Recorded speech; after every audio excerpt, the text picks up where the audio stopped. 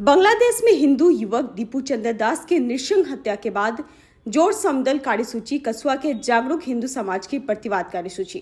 बांग्लादेश में हिंदू युवक दीपू चंद्र दास के नृशंस हत्या के बाद पूरे राज्य में प्रतिवाद जारी है।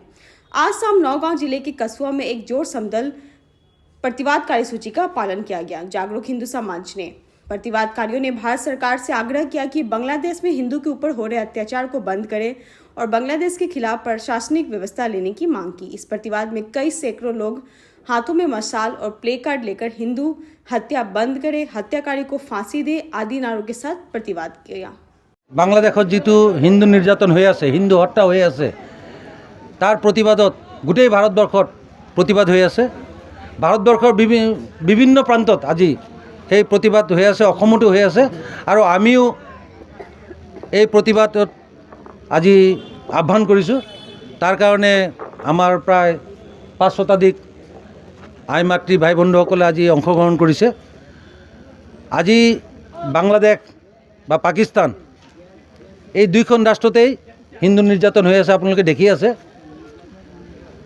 বাংলাদেশ সৃষ্টি প্ৰথমে পৰাই হিন্দুৰ ওপৰত অত্যাচাৰ হৈ আছে, মাজে মাজে যদি অলপ কমে, আজি প্ৰায় ১.৫ বছৰ ধৰি এইটো এটা চৰম সীমা অতিক্ৰম কৰি গৈছে। আজি কিছুদিন আগত এজন সনাতনী দীপু চন্দ্ৰ দাসক বিনা দুখত মৰিয়াই মৰিয়াই হত্যা কৰি গছত ওলোমাই পিছত জুই লগাই দিছে। আজি গোটেই বিশ্ব এইটো দৃষ্টিগোচৰ হৈছে আৰু ইয়াৰ প্ৰতিবাদতে আমি আজি এই কাৰ্যক্ৰম হাতত লৈছোঁ।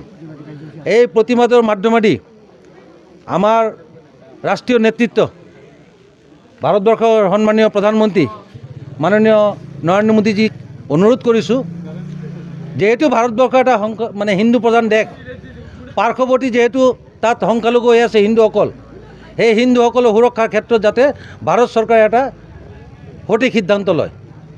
আপোনালোকৰ মাধ্যমেদি সেই আহ্বানটো মই আমাৰ ৰাষ্ট্ৰীয় নেতৃত্বলৈ আহ্বান জনাইছোঁ। कस्बा से माइनुद्दीन की रिपोर्ट, डेली 24 लाइव।